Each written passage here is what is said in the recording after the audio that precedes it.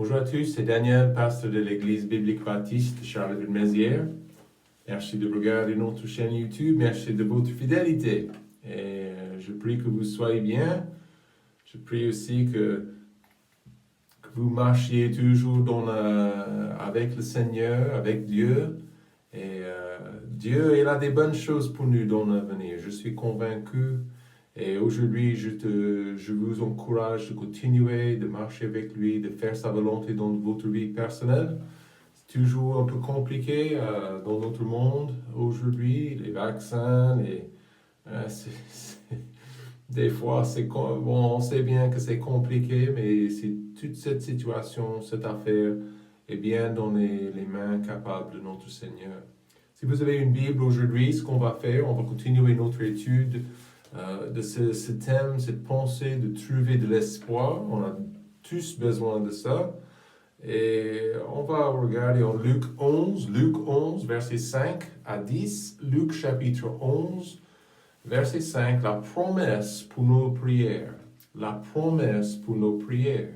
Luc 11, verset 5.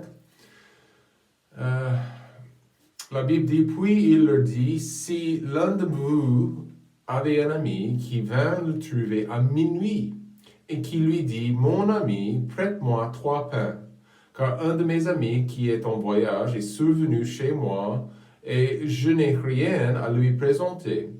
Et que cet homme qui est dans sa maison lui répondit, ne m'importune pas. Ma porte est fermée, mes enfants sont avec moi au lit, je ne saurais me lever pour t'en donner. Je vous dis que quand même, il ne se lèverait pas pour lui en donner parce qu'il est son ami, il se lèverait à cause de son importunité et lui en donnerait autant qu'il en aurait besoin. Moi aussi, je vous dis, demandez, les paroles de Jésus maintenant, demandez et on vous donnera. Cherchez et vous trouverez, heurtez et on vous ouvrira. Car quiconque demande, reçoit, et qui cherche, trouve. Et on ouvrira à celui qui heurte. Prions. Père, merci pour ce passage, merci pour ces belles promesses. Je te demande de nous aider d'être persistants, d'être motivés, convaincus de la force de la prière dans nos vies personnelles. Aide-nous, Père, d'être vite à nos genoux pour te demander et pour toquer à la porte. Et nous sommes convaincus que tu vas exaucer, tu vas répondre à nos prières. Merci beaucoup de ta grâce dans nos vies. Bénis-nous au nom de Jésus. Amen. Il y a longtemps, il y avait une femme, elle est née en fait en 1867 en Irlande du Nord. Elle s'appelait Amy Carmichael. Elle est devenue missionnaire en Inde. Elle a servi en Inde pendant plus de 55 ans sans interruption. Donc, elle a réussi à ouvrir des foyers, un grand foyer principal au sud du pays pour recueillir des jeunes femmes. Et en fait, c'était des enfants, en fait. Des enfants prostitués dans les temples des païens, dans les temples de ce pays. Et ça, en fait, elle a présenté Jésus. Elle a présenté l'Évangile et ça leur a permis de trouver une nouvelle vie et aussi une nouvelle vie en Christ. Ces enfants, ces jeunes femmes, ils ont trouvé aussi un amour qui était réel en Christ. Et elle a réussi avec des orphelins, en principe, des orphelins, à sauver ses enfants de leur esclavage. Et en fait, Dieu a fourni au fur et à mesure des hectares de terrain pour s'occuper de ce groupe. Et ce groupe, pendant des années, a grandi. Okay? Il y avait beaucoup plus de jeunes femmes, des enfants qui avaient été prostituées, mais Dieu a fourni ces champs. Ils ont fait pousser le riz principalement et des autres choses. Mais un an, ils ont planté les orphelins, les jeunes femmes, les gens dans le foyer. Ils ont commencé à planter les graines du riz. Et malheureusement, pendant une période, pas trop longtemps après, il y avait beaucoup de milliers de chenilles qui sont descendues dans cette région et ils ont commencé à manger les petites graines. Et c'était grave parce que il n'y avait pas de Carrefour, pas de Cora, donc ils étaient obligés d'avoir des jardins comme ça pour manger. Donc, ces chenilles, sont descendues, ils ont commencé à manger. Et vous savez, les gens dans le foyer, ils ont commencé à prier. Ils ont prié beaucoup. Pendant 2 jours, 48 heures, ils ont jeûné, ils ont prié pour que Dieu puisse sauver la moisson. Et pendant 28 heures, ils ont prié. Et vous savez, à la fin de 48 heures, dans cette histoire, Dieu a envoyé des oiseaux qui ont mangé, des centaines d'oiseaux dans cette région, sur leur terrain, qui ont mangé les chenilles.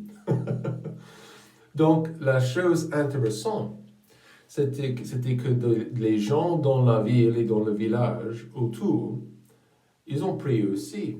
Ils ont prié dans leur temple, à leur Dieu, leur millier de dieux. Mais c'était seulement le terrain et seulement la moisson du foyer qui a été sauvée.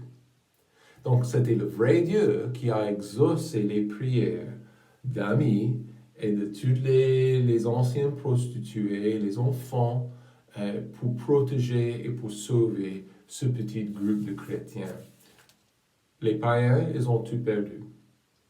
Et ça, quand j'ai lu ça, ça dit clairement ce que Dieu donne, ce qu'il fait quand nous prions comme des enfants de Dieu. Une chose qui est établie depuis très très longtemps, c'est que le chrétien fait, nous faisons des échecs, nous échouons largement dans nos vies personnelles, dans nos vies spirituelles, parce que souvent nous échouons dans le domaine de la prière.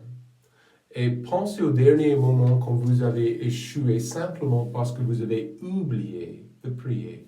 Combien de fois est-ce que nous avons une crise, nous avons un problème dans notre vie et nous oublions même de présenter cette situation à Dieu?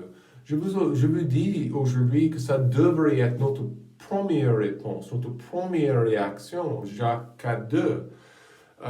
Vous convoitez, vous n'obtenez pas, vous êtes meurtrier, jaloux, vous ne pouvez être satisfait, vous luttez, vous faites la guerre et vous n'obtenez pas parce que vous ne demandez pas. Et la Bible est très claire à ce sujet. C'est hyper important pour nous, comme des enfants de Dieu, de prier, de demander. Donc ça ne veut pas dire que ne pensez pas aujourd'hui que je vous encourage de prier pour une Porsche ou une Lamborghini ou des machins pour nos besoins. Et on verra ça. Si vous êtes en communion avec Dieu, avec votre Papa Céleste, il y aura de la communication. Nous cherchons son aide, nous cherchons sa force dans la prière.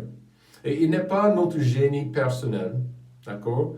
Il nous donne chaque envie de nos cœurs, chaque envie de nos pensées. En fait, il connaît nos besoins et il veut perfectionner notre foi. Il veut perfectionner notre perspective aussi comme des chrétiens, comme ses enfants. Donc la Bible est remplie d'histoires, de personnages qui ont cherché la face de Dieu dans la prière. Et je dois vous dire aujourd'hui, peut-être nous avons perdu ce sentiment, cet esprit de chercher la face de Dieu, de lutter dans la prière pour les membres de nos familles qui nous sont perdus. des amis, des situations qui sont extrêmes.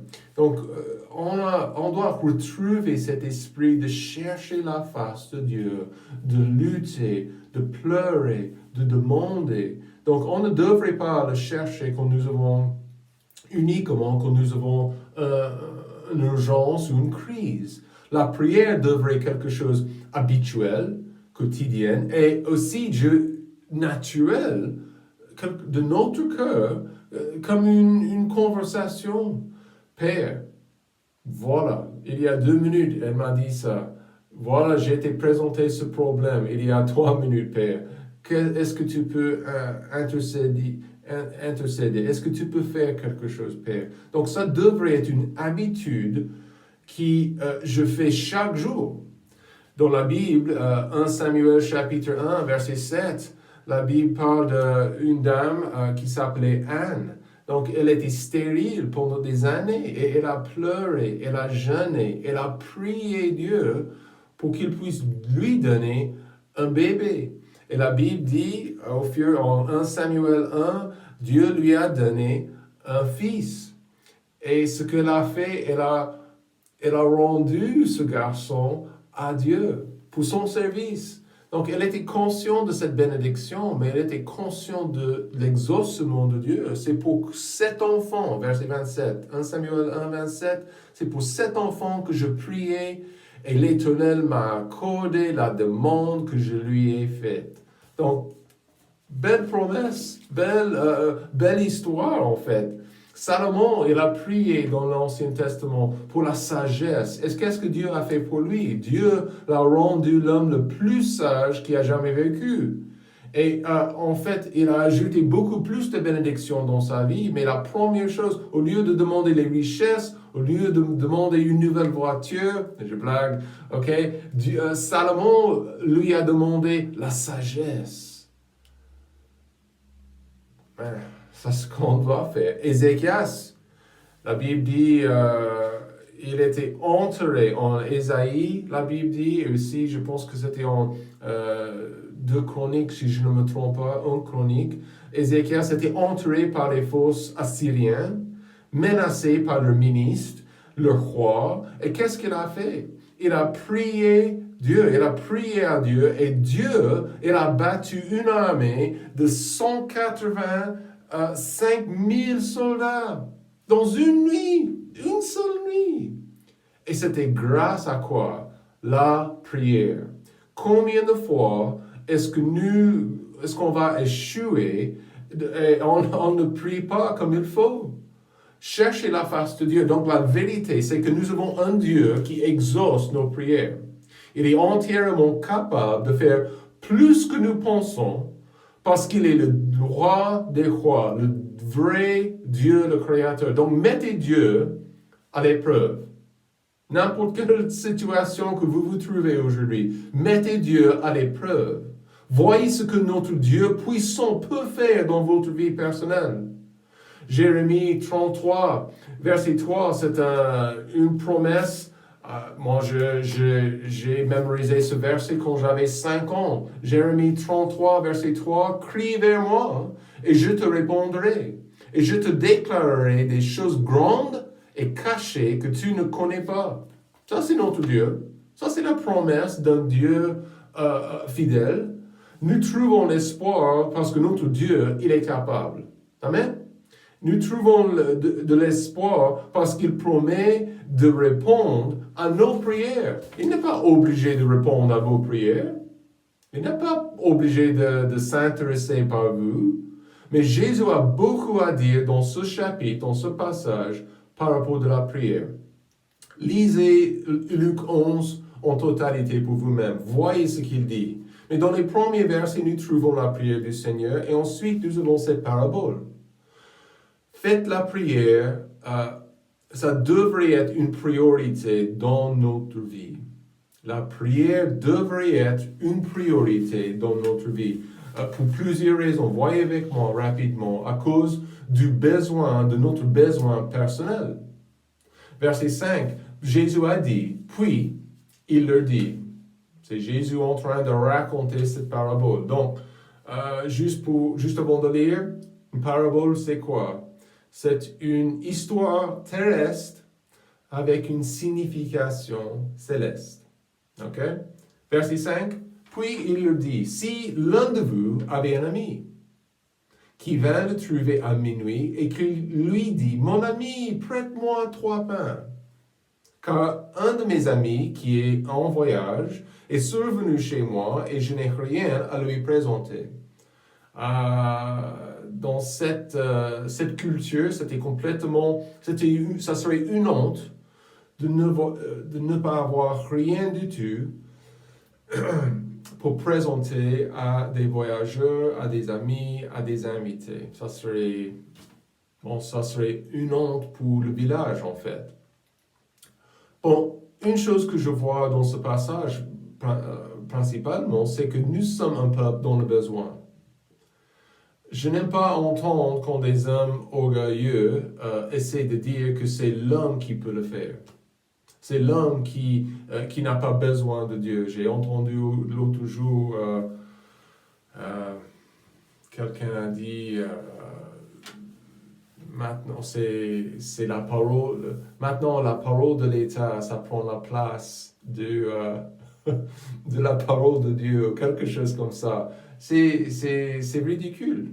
Okay? Évidemment, l'État a sa place, mais pas au-dessus de la parole de Dieu et de Dieu même.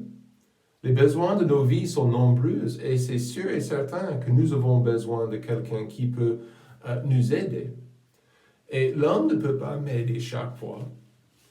Et l'idée que je dois chercher l'aide de Dieu avant de chercher l'idée que je dois chercher l'aide des hommes avant de chercher Dieu, c'est complètement ridicule pour le chrétien. Évidemment, il y a beaucoup de besoins physiques. Bon, on pense à Covid et on pense à cette situation sanitaire, c'est grave. Mais il y a des besoins physiques, n'est-ce pas? Je viens de parler à quelqu'un qui avait eu le Covid et maintenant cette personne essaie de rattraper sa force et c'est long, c'est difficile. Il y a des besoins physiques, il y a des besoins spirituels aussi. Et vous savez ça comme moi, nous sommes tous dans le besoin. Il y a des besoins nationaux dans notre pays. Combien de personnes j'ai vu des statistiques par rapport des gens qui se dépriment aujourd'hui, qui dépriment. C'est triste. Je comprends. Et je peux vous dire aujourd'hui que ça serait moi sans Dieu. Même grâce à Jésus, grâce à la paix qu'il a placée dans mon cœur et la joie qu'il me donne jour après jour, ma vie et mon point de vue est entièrement différent. Il y a des besoins familiaux. C'est comme ça, ma femme, je viens de parler à ma femme. Et on a parlé de la situation sanitaire. Ma fille, elle est en Amérique, on ne sait pas si elle aurait le droit de rentrer en France pour nous rendre visite. Et c'est compliqué, il y a des besoins. Il y a des besoins financiers. Et on peut faire une très, très grosse liste de besoins. Et une chose est sûre, ce n'est pas un homme qui va me donner l'aide. Mais j'ai un Dieu au ciel qui peut faire plus que je pense. Il est plus grand que j'imagine. Il y a le besoin et c'est pourquoi je devrais prier. La prière devrait être une priorité dans ma vie. Dans cette parabole, le voisin, il est dans le besoin. Il avait besoin de pain, n'est-ce pas? Et il a toqué à la porte de son voisin. Il a demandé 3 pains à minuit. Vous imaginez, un voisin qui toque à votre porte à minuit, ou 1h, ou 2h le matin pour demander quelque chose. Ce n'est pas la juste heure, en fait. Mais il a demandé quand même. Proverbe, chapitre 8, verset 17. J'aime ceux qui m'aiment et ceux qui me cherchent me trouvent. Dernière phrase encore. Proverbe 8, 17. ceux qui me cherchent me trouvent. Et c'est comme ça dans la prière, quand nous cherchons la face de Dieu, notre première réponse, malgré notre besoin, notre première réponse, ce n'est pas de contacter des hommes ou une personne, c'est de chercher Dieu, de chercher et demander Dieu. Même quand le besoin semble trop grand, trop lourd, allez vers Dieu dans la prière et voyez ce que Dieu peut faire. La deuxième chose, la prière devrait être une priorité dans nos vies comme des enfants de Dieu, à cause de la persistance encouragée. Verset 7, et voilà, nous voyons en versets 7 et 8, plus ou moins, le but, l'objectif de cette parabole. Verset 8, nous voyons, et je vous dis que, quand même il ne se lèverait pas pour lui en donner parce qu'il est son ami ou son voisin, il se lèverait à cause de son importunité et lui en donnerait autant qu'il en aurait besoin. Moi aussi, je vous dis, demandez. Verset 7 aussi, verset 7. Et que cet homme qui est dans sa maison lui répondit, ne m'importune pas, ma porte est fermée, mes enfants sont avec moi au lit, je ne saurais me lever pour t'en donner. Mais il a continué. Le voisin qui n'avait pas de pain, il a persisté. Il a toqué, oh, s'il te plaît, s'il te plaît, s'il te plaît. Et le voisin était persistant. Il a frappé, il a toqué, il a demandé. Donc, je ne vois pas une hésitation. Je ne vois pas d'hésitation de la part de ce voisin. Il était, et ça c'est le sens de ce mot, l'importunité. Aucune hésitation. Il était sans honte, ok? Il était audacieux de venir à minuit, de toquer, de demander. Tout le monde était en train de dormir dans la maison, donc il était... Ça prendrait un peu de courage, quoi, n'est-ce pas? Mais il était audacieux. Il était sans honte. Et ça nous dit quoi? Et c'était l'objectif de cette parabole. Soyez avec Dieu persistant. Soyez persistant de ne pas avoir honte de s'approcher de Dieu pour lui demander. Dieu, dans sa sagesse, donc il sait ce que nous avons besoin, Dieu peut dire oui, il peut dire non, ou Dieu peut dire attends. 3 réponses. Mais dans cette parabole, le voisin, avec le pain, il était couché avec sa famille. Il était en train de dormir. Et il a dit, ce n'est pas le moment pour me demander du pain. Vraiment. Allez chez vous et laissez-moi et ma famille tranquille. Et des fois, nous avons... Bon, si j'étais comme lui à minuit et quelqu'un a toqué à ma porte, je serais exactement le même.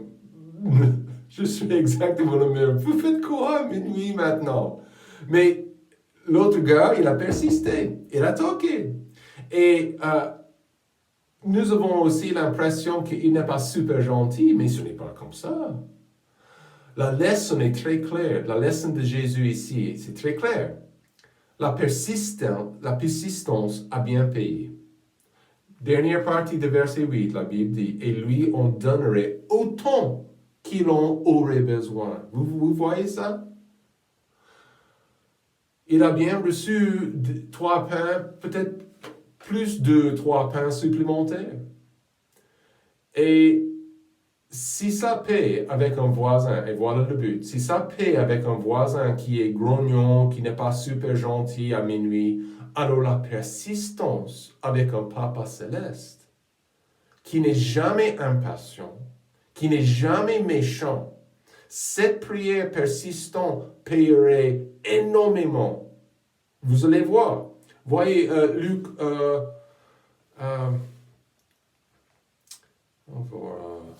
verset 13. Luc 11, 13. Si donc vous êtes mauvais, savez donner de bonnes choses à vos enfants, combien plus votre Père Céleste donnera-t-il le Saint-Esprit à ceux qui lui demandent?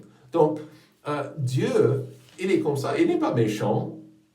Dieu n'est pas derrière la porte en train de dire c'est lui encore, c'est elle encore. Non, ce n'est pas comme ça. Dieu, il est aimant. Il est prêt d'ouvrir la porte. Il est prêt d'accorder et d'exaucer la prière, s'il vous plaît. Le problème, voilà le problème. Nous ne sommes pas persistants. Nous ne sommes pas persistants dans la prière. Nous prions et nous pensons, oh, c'est pas possible. Ça ne va jamais arriver. Mais Dieu veut que nous soyons persistants. Ça met nos cœurs. Donc, la prière devrait être une priorité dans nos vies. Qu'est-ce que ça fait? Ça met nos cœurs en accord avec sa volonté. Ce n'est pas pour nous de changer son avis, n'est-ce pas? Ou de forcer sa main à faire quelque chose contraire à sa volonté. Non, non. Nous voulons sa volonté. Et de plus en plus que je prie, je trouve que mon cœur est bien mis en place pour recevoir. Qu'est-ce que Dieu veut en fait? Qu'est-ce qu'il veut que je fasse? Qu'est-ce qu'il veut que j'aie? Qu'est-ce qu'il veut? Quelle est sa volonté? Et ça, c'est ce que nous voulons à la fin de la journée. Mais la persistance est bien encouragée dans ce passage. Et nous voyons, troisièmement, la prière devrait être une priorité dans nos vies à cause de la réponse assurée. Et voilà où nous trouvons de l'espoir. Verset 9, moi aussi je vous dis, demandez et on vous donnera, cherchez et vous trouverez, heurtez et on vous ouvrira. Car quiconque demande reçoit, qui cherche trouve, et on ouvrira à celui qui heurte. À la fin de la parabole, Jésus annonce cette belle promesse. Demandez, il dit, cherchez, heurtez. À la fin de cette parole, cette promesse est bien pour nous aujourd'hui. Il y a certaines choses qui sont assurées dans les Ardennes, n'est-ce pas? En ce moment, des masques. À Charleville-Mézières, des masques. De la pluie, n'est-ce pas? Des impôts, n'est-ce pas? Assurés. Mais je trouve ici dans ces deux versets une réponse assurée. Dieu va répondre si nous prions. Le temps du verbe, c'est de connaître, de continuer à demander, il dit. Quand vous voyez ces verbes, demander, chercher, heurter. Et le sens, c'est continuel. Le temps de ce verbe, c'est continuel. Et je dois continuer à demander. Je dois continuer à chercher, à frapper. Ne pas venir vers Dieu uniquement dans les urgences à minuit. Amen. Ça devrait être une communion constante. Quelque chose que je fais continuellement. Jean chapitre 15, verset 7, Jésus a parlé dans ce passage de ce principe. Il dit, si vous demeurez en moi, Jean 15, 7, si vous demeurez en moi et que mes paroles demeurent en vous, vous demanderez tout ce que vous voudrez et vous l'obtiendrez. Encore une promesse. Notre Père Céleste est fiable. 100% fidèle, 100% fiable. Il nous donne l'assurance de sa promesse. N'ayez pas peur de lui. D'accord? Juste en conclusion, n'ayez pas peur de lui. N'ayez pas peur aussi, n'ayez pas peur de lui demander. Des fois, oh Dieu, il ne s'intéresse pas. Si, il s'intéresse de vous, il s'intéresse de vos besoins. Demandez-lui. Aussi, n'ayez pas peur de la réponse qu'il vous donne. Donc, des fois, si je demande mal, je demande quelque chose parce que je convoite, non, attendez, n'ayez pas peur de ce que, comment Dieu répond. Donc, nous voyons que sa réponse est assurée. Mais dans la première partie de ce chapitre, Jésus a parlé de sa volonté soit faite. Ça, c'est ce que nous voulons. Je veux que la volonté de Dieu soit faite dans ma vie. Pas ma volonté, parce que je me trompe et je fais des grosses erreurs dans ma vie des fois. Voilà pourquoi la prière, ça devrait être une priorité dans ma vie, parce que comme Ami, il y a longtemps, elle a vu un vrai miracle. Elle a vu Dieu en train de faire quelque chose d'énorme. Et il veut faire exactement la même chose dans votre vie aujourd'hui. Laissez-le travailler. N'hésitez à prier et soyez persistants jour après jour dans peut-être la même prière. Et vous allez voir ce que Dieu va faire. Il va changer votre cœur. Vous allez voir. Passez un très très bon dimanche et n'oubliez pas de demander. Que Dieu vous bénisse.